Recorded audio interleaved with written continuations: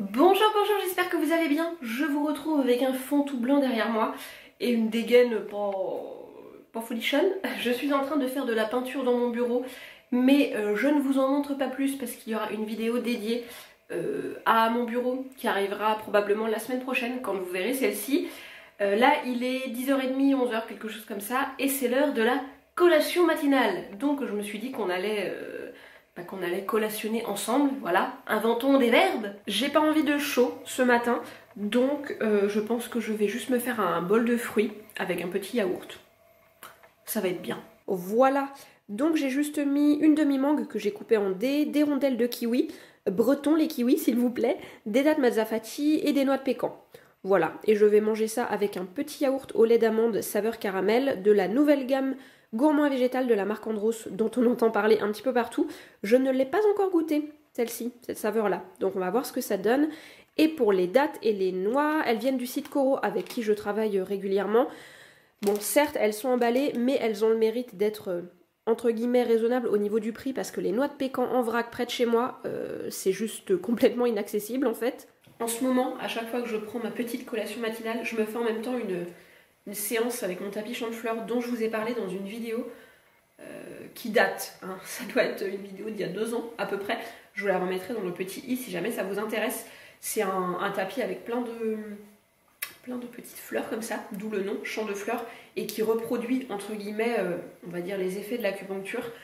Ça me soulage pas mal parce que j'ai vraiment mal au dos en ce moment. Je vais vous refaire un petit topo si jamais vous n'avez pas suivi les péripéties sur Instagram. Grosso modo, depuis, alors pas le week-end dernier parce que là je filme, on est mardi, mais le week-end d'avant, donc ça va faire plus d'une semaine hein, à peu près, que j'ai excessivement mal au dos, j'étais complètement bloquée. Je suis allée voir l'ostéo jeudi dernier et j'avais 2 vertèbres de coincées et le bassin complètement déplacé. Donc il m'a remis tout ça et m'a dit de revenir le voir si jamais ça n'allait pas mieux la semaine prochaine, donc cette semaine-là. Je pense que je vais attendre une semaine complète, donc jusqu'à jeudi prochain. Et si ça ne va pas mieux, je retournerai le voir. En fait, en cours de journée, ça va. Enfin, plus j'avance dans la journée et moins j'ai mal. Mais c'est le matin, le pire. Je passe des nuits atroces, littéralement. Je pense que c'est la position couchée qui ne me convient pas et je suis pas du tout à l'aise en fait. Et j'ai tout le haut du dos qui me fait souffrir, mais un truc de fou. Et du coup, quand il faut se lever le matin, c'est genre super dur, je n'y arrive pas, je mets des plombes à me lever parce que dès que je lève un petit peu la tête, le cou, le haut du dos, c'est juste super douloureux. Donc c'est pas forcément la joie niveau physique, forme physique en ce moment, parce qu'en plus je dors peu, puisque je souffre quand même pas mal la nuit. Donc du coup ça me fatigue et ça se répercute sur tout en fait. Bon, j'ai quand même le moral, hein, je vous rassure, donc je trouve le courage de faire tout ce que j'ai à faire. Là, vous avez vu, je fais même de la peinture dans mon bureau sans forcer, je vous rassure. Mais sinon, si je m'écouterais, je resterais au lit toute la journée. Donc non. Allez, on va goûter ce petit délice caramel au lait d'amande. Voir ce que ça donne. J'aime déjà beaucoup celui à la vanille. Il est très très bon.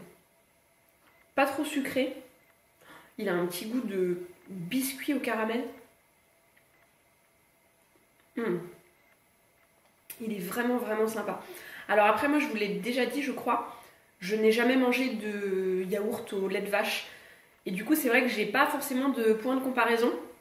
Je le vois parce qu'avec avec mon chéri qui lui était un très grand fan de yaourt, enfin l'est toujours parce qu'il en mange toujours à la maison, il s'achète ses yaourts tout seul, enfin non pas que je ne veuille pas lui acheter, mais voilà, c'est lui qui choisit les siens. Et du coup lui voit vraiment la différence et il aime pas vraiment, enfin c'est pas qu'il aime pas mais il préfère vraiment les yaourts au lait de vache, alors que moi ceux-là je les trouve super bons. Mais comme je n'ai jamais mangé de yaourt au lait de vache, c'est vrai que du coup je peux pas forcément comparer au niveau du goût, au niveau de la texture. Pour en revenir à mon dos, je pense que quand ça ira mieux et que je n'aurai plus de trop grosses douleurs on va dire, je me pencherai sur les petits conseils que vous m'avez donnés sur Instagram et je vais essayer de muscler davantage mon dos parce que c'est vrai que j'ai énormément de soucis de dos depuis pas mal d'années. Malheureusement, je pense que mon ostéo a raison et que depuis ma chirurgie maxillofaciale en 2008, mon dos a du mal à s'habituer en fait à la nouvelle position de ma mâchoire. Et c'est vrai qu'en y réfléchissant, tous les problèmes de dos que je peux avoir sont partis de là en fait, n'ont fait que s'accroître depuis cette opération. Donc malheureusement je pense que mon ostéo a raison et que du coup je suis entre guillemets condamnée à avoir des problèmes de dos toute ma vie, ou presque. Donc la seule chose que je peux faire c'est essayer de muscler tout ça. Parce que qui dit problème de dos dit dos fragile. Donc plus il va être en forme et plus il résistera finalement. Donc je ne sais pas encore vers quelle discipline je vais me tourner. Probablement natation et peut-être pilates. Je ne sais pas encore, il faut que je regarde autour de chez moi. Enfin au niveau des piscines je vois. Mais au niveau du pilates je ne sais pas où est-ce qu'il y aurait des cours. Donc je vais regarder ça. En tout cas, n'hésitez pas si vous avez d'autres petits conseils, je prends. Je sais que vous avez été très nombreux et nombreuses à m'en donner sur Instagram, mais comme vous ne m'y suivez pas tous et toutes, voilà. Si vous en avez d'autres, ils sont les bienvenus. Bon, on n'est pas dans un vlog potager, mais j'avais quand même envie de vous montrer l'avancée de mes semis, puisque vous ne les avez pas tous vus, il me semble. J'en ai refait depuis le dernier vlog. Donc dans cette serre, on a melon, chou rouge, butternut, honey nut, donc c'est des toutes mini, un poivron jaune et du potimarron. Dans celle-ci, on a pâtisson orange, tomate cœur de bœuf. D'ailleurs, il y en a une qui a poussé toute seule, bien avant les autres. Voilà, un petit peu précurseur, n'est-ce pas? Butternut Waltham, donc c'est des butternuts classiques, enfin plus grosses en tout cas. Et dans les petits, on a tomate cerise et basilic. Il y en a un qui est en train de pousser d'ailleurs. Et enfin, dans la troisième, on a de la pastèque, qui ne poussent pas encore, mais bon, on y croit. Des cornichons, qui eux poussent bien par contre, aubergines de Toulouse, céleri rave, tomates Sol Gold et tomates douces de Picardie, qui poussent aussi tranquillement, je ne sais pas si vous voyez, mais on a les petites pousses qui sortent, courgettes d'Italie et concombres. Le temps est franchement dégueulasse, il n'y a pas d'autre mot, on a eu un tout petit peu de soleil hier, donc j'en ai vraiment profité pour mettre mes serres derrière la baie vitrée qui était bien exposée. Mais à part ça, c'est tout quoi. Donc je fais comme je peux pour leur apporter un peu de chaleur. Je les mets pas trop loin du radiateur, enfin pour les deux. Et puis j'essaye de tourner, de faire une petite rotation. C'est pas évident pour que tout ça pousse. Je vous reprends entre deux couches de peinture. Donc vous excuserez si j'ai encore quelques petites taches sur les doigts. Je me suis bien nettoyé les mains, mais pas non plus en frottant comme une dingue parce que je vais en réappliquer une deuxième couche d'ici quelques heures et donc me remettre de la peinture partout. Bref, je voulais vous montrer une petite commande que j'ai passée sur Boutique Vegan il y a bien une dizaine de jours parce que je l'ai reçu il y a une semaine. Voilà, le carton était encore dans ma cuisine parce que je me suis dit que je voulais vous montrer son contenu, mais j'ai déjà commencé à taper dedans en fait, donc là il est vraiment temps que je vous montre tout ça avant de tout terminer tout simplement. J'ai eu envie d'essayer deux fromages vegan de la marque Vegan Island que je ne connaissais pas du tout. Un fromage à tartiner, c'est le Strong, apparemment il n'y a rien d'autre d'indiqué, et un bloc en fait comme ça, qu'on a bientôt terminé. Et donc là j'ai pris le mature avec des oignons caramélisés. Autant celui à tartiner on n'est pas super fan, il est bon mais sans plus. Autant celui-là, oh mon dieu, c'est une vraie merveille. Autant froid sur du pain, dans des salades, ce genre de choses, que chaud. C'est quand c'est avant-hier je crois, je me suis préparé des tartines au four parce que j'avais un petit peu la flemme de me faire un repas un peu plus complet. Donc j'ai tout simplement mis des tartines au four avec des légumes qu'il me restait dans mon réfrigérateur et ce fromage. Je ne m'attendais pas du tout à ce qu'il fonde autant, comme un vrai fromage entre guillemets, comme un fromage à base de lait de vache. Vraiment il est devenu hyper coulant, filant, genre une vraie merveille. Et puis le goût quoi, avec les petits oignons caramélisés, il est assez fort. Donc si vous êtes ou si vous étiez du genre à aimer les fromages qui puent, je pense qu'il pourrait vous plaire, clairement. Et ce que j'ai apprécié en plus, c'est que ils sont pas très chers. J'ai trouvé les prix vraiment raisonnables pour des fromages vegan. Je suis amoureuse des Vegusto, je crois. À chaque fois, j'ai un trou sur le nom de cette marque, mais il me semble que c'est ça. Et autant vous dire que j'en achète pas très souvent. Je les trouve aussi chez Boutique Vegan parce qu'ils sont à 6,50, enfin en tout cas entre 6 et 7 euros. Donc évidemment c'est pas donné, alors que ceux-ci, je sais plus exactement, est-ce que j'aurai ma facture par là? Oui, je vais vous dire. Je crois que c'était entre 3 et 4 euros. Alors, 3,24, donc pour le bloc là, que je vous ai dit qu'il était trop bon, et l'autre ça doit être ça, Eh bah 3,24 aussi, voilà, 3,24 chacun. Donc vraiment raisonnable je trouve pour des fromages vegan et qui en plus sont très bons, enfin en tout cas pour celui-ci. Et du coup ça me donne bien envie d'essayer les autres. Donc je pense que quand je repasserai une commande chez Boutique Vegan, j'en prendrai d'autres. Autrement j'ai pris quelques petites gourmandises. Des boules pralinées de Lubs, hein. Je n'ai pas pu m'en empêcher. Le prix a augmenté, dites donc là chez Boutique Vegan. Attention, hein, non, parce que je surveille. Bon, je pense que c'est parce que le format est différent, parce que d'habitude c'est des boules, et là c'est des petits œufs en fait, pour Pâques. Et je pense qu'il y en a un tout petit peu plus dedans, enfin j'imagine, parce qu'elles sont à 1,09 je crois, alors que l'an dernier elles étaient à 0,99. Donc autant vous dire que quand vous en prenez 10, ça monte très très vite. Parce que oui, j'en avais pris 10, il ne reste plus que 3. Voilà, je ne dirai rien de plus. Hein. C'est, je pense, le meilleur bonbon au chocolat, on va dire, vegan que j'ai goûté jusqu'ici. Vraiment. Et pour rester du côté du chocolat, j'ai repris 2 tablettes de Nirwana Vegan. C'est le chocolat praliné vegan de la marque Rapunzel. C'est la meilleure tablette de chocolat vegan au monde, vraiment. J'en ai goûté, essayé beaucoup. Il y en a qui sont très très bonnes, mais j'en ai jamais trouvé qui arrive à la cheville de celui-ci, vraiment. Et je ne le trouve pas près de chez moi dans les magasins bio, les magasins voilà, où je peux aller. Donc tristesse hein, et désespoir. Donc à chaque fois que je passe une commande chez Boutique Vegan, je fais le plein. Là il n'y en a qu'une parce qu'il y en a une autre qui est en cours d'ouverture, hein, plus pour longtemps. Donc voilà, petit chocolat. Si jamais vous tombez dessus, essayez-le. Vraiment. Sinon je me suis lâchée, j'ai pris une grosse barre de chocolat Vego avec des grosses noisettes là. Vous devez probablement la connaître parce qu'elle est très très connue. Voilà, très très bonne aussi. J'ai pris le gros format là, hein, de 150 grammes. On ne dirait absolument pas du chocolat vegan. Vraiment. Moi je l'ai fait goûter à pas mal de personnes et quand je leur ai dit qu'il n'y avait pas de lait dedans, elles étaient hyper étonnées parce que c'est ultra fondant, chocolaté, tout ça. Alors évidemment c'est très sucré, hein, mais c'est que du bonheur. Voilà, 150 grammes de bonheur. Et pour terminer, j'ai pris des Cocos Whip de la marque Soyatou. C'est tout simplement de la crème de coco que vous pouvez monter en chantilly. Alors il n'y a pas que de la crème de coco, hein. Dedans il y a déjà du sucre il me semble. Attendez que je vous retrouve ça. Lait de coco, graisse de coco, sucre inverti, protéines de pois. Et puis vous avez quelques émulsifiants. Et je la trouve hyper pratique en fait. Quand j'ai pas envie de me prendre la tête à faire une chantilly avec vraiment de la crème de coco pure, rajouter éventuellement du sucre, etc. J'ai juste à prendre une petite briquette, à fouetter avec un batteur électrique. Et c'est vraiment top pour les gâteaux, sur des fruits, etc. Donc j'ai refait le plein parce que je suis vraiment dans une période de gros gâteaux en ce moment à la maison niveau pâtisserie. Tu veux sortir? C'est l'une d'entre vous qui m'a partagé ce verbe sur Instagram, ça m'a beaucoup fait rire. Sortir, verbe du premier groupe désignant l'incapacité féline à choisir entre entrer et sortir. Oui, hein, parce qu'accessoirement elle est rentrée il y a à peu près 10 minutes quoi. Je vais voir ma Shetland Family, donc je vous emmène avec moi parce que je sais que vous aimez la voir en vidéo. Salut vous! Surtout que personne ne se presse. Hein. Si, il y a Chippy qui arrive. Alors Chippy c'est une pensionnaire, voilà. Vous avez été plusieurs à repérer qu'il y en avait 4 dans le champ dans une dernière vidéo. Et effectivement, ah bah t'es là toi! Tu mangeais ma grosse? Oh.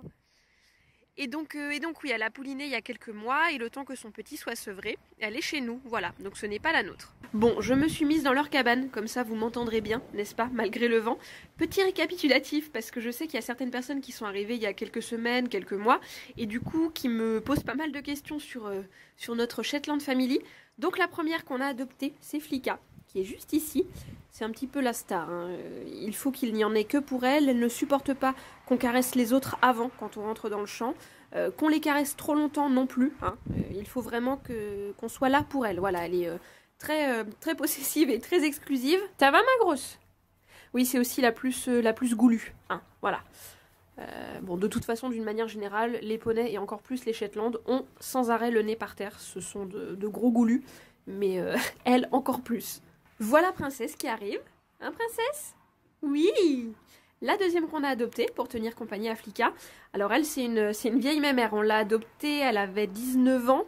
Donc là, elle en a 21, c'est ça.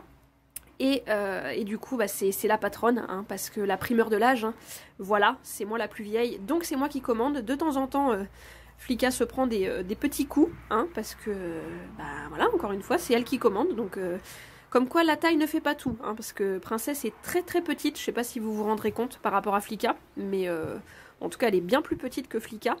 Pour autant, c'est elle la chef. Et donc, on ne le savait pas, mais Princesse s'est révélée être pleine quand on l'a adoptée et a donné naissance à Goji, que vous voyez là-bas, le petit bébé, qui a eu 2 ans avant-hier. Donc voilà, on ne le savait pas, elle a pouliné quelques mois après être arrivée à la maison. Ça a été une grosse surprise pour tout le monde et une très très belle surprise, j'ai envie de dire, parce que bah, ce petit cul là-bas là, nous rend complètement gaga. Oh, regardez-moi ça. Ça va ma Goji? Tu te roules? On te voit. Oh, mais je meurs d'amour. Non mais, qu'est-ce que vous voulez que je vous dise? Non mais regardez-moi ça. Oh là là. Non mais là... Oh mon bébé. Oh, c'est dur, hein. Tu viens? Toujours un petit peu peureuse, hein, Princesse. Elle est pas... Bon, elle a jamais été très très câline. C'est mieux quand même, hein, depuis un bout de temps. Il a fallu qu'elle s'habitue à nous. Coucou mon bébé d'amour. Toi aussi t'aimes bien les câlins, hein? Un peu comme Flicka. Il faut qu'il y en ait beaucoup pour elle, quoi. Mais bon, ça c'est parce qu'on l'a trop habitué. On l'aime tellement que voilà, hein? Oh mon petit cœur. Oh mais tu es si jolie. Mon petit museau à bisous. Qu'est-ce que vous voulez que je vous dise de plus? Regardez-moi ça. Elle est si belle. Ça t'intrigue ça, hein? Tu dis bonjour aux gens? Tu leur fais un bisou? Oh! T'es en train de me saloper tout l'objectif là, Goji. Merci. Là, ça devrait être mieux. Ça t'intrigue vraiment ça, hein? Hein? Tu fais un petit câlinou? Oh là, nous.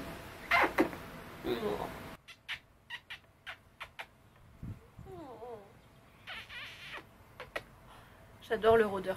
Je sais, c'est bizarre. Mais ça sent bon le foin, tout ça. Oh, ma caille. Oh, ma mouine est-elle si fort? Bon, sinon, qu'est-ce que je pourrais vous dire d'autre? Elles sont à l'herbe la plupart du temps. Goji est en train d'essayer de manger la lanière de l'appareil photo. Elles ont du foin aussi, qui est juste là dans leur atelier, qu'on supprime progressivement quand l'été arrive, puisque l'herbe suffit. On les fait parer aussi 2 fois par an. On a un maréchal ferrant qui vient et qui coupe, voilà, leurs sabots, comme nous on coupe nos ongles un petit peu. On les vermifuge également, pas du tout naturellement, entre guillemets, on prend un vermifuge classique que nous prescrit notre veto. Je leur nettoie les yeux, enfin on leur nettoie les yeux assez régulièrement parce que particulièrement Princesse et Goji, pas du tout Flicka, je sais pas pourquoi, je suis un petit peu surexposée là, vous m'excuserez, voilà c'est mieux. Donc oui, surtout Princesse et Goji ont les yeux assez sales. Je pense que c'est dû à leur petite taille et par rapport à la poussière du foin, tout ça. Donc je leur nettoie avec de l'hydrolat de bleuet ou de camomille, ça dépend ce que j'ai sous la main. Autrement, si elles ont un petit bobo, une petite plaie, il peut m'arriver d'appliquer du miel ou de faire un cataplasme à base d'argile. Si jamais les soins naturels pour chevaux vous intéressent, je vous remettrai en barre d'infos le lien d'un super groupe Facebook que j'ai rejoint personnellement il y a quelques mois et qui m'est vraiment très utile. Je crois qu'il s'appelle Soigner son cheval au naturel, quelque chose comme ça. Et en tout cas, si vous avez une question, vous pouvez la poser là-bas. C'est quand même un gros groupe, hein. Je sais plus combien il y a de membres, mais il y aura forcément quelqu'un qui pourra vous conseiller et vous répondre. Ah oui, c'est ça aussi que je ne vous ai pas dit. On segmente tout le champ qu'on a en fait. Comme ça, quand elle broute d'un côté, ça repousse de l'autre. Donc là, toute la partie là est ouverte. Et là, vous voyez, enfin vous apercevez sûrement le fil. Et donc derrière, elles n'ont pas accès parce que c'est en cours de repousse. Voilà. Sinon, je les brosse assez régulièrement. En ce moment, particulièrement parce qu'elles sont en pleine mue. Donc pour les aider à évacuer le poil, c'est toujours bien. Surtout Princesse parce qu'avec l'âge, elle a des retards de mue assez importants. Donc j'essaye de bien la brosser et de l'aider, on va dire, à se départir de son pelage d'hiver, n'est-ce pas? Et voilà, je crois que c'est tout au niveau des soins qu'on peut leur faire. L'été, quand elles sont trop embêtées par les mouches, moustiques, etc., je leur vaporise le long de l'encolure un spray que je fais maison avec un petit peu de l'eau, un petit peu de vinaigre blanc et des huiles essentielles de citronnelle notamment.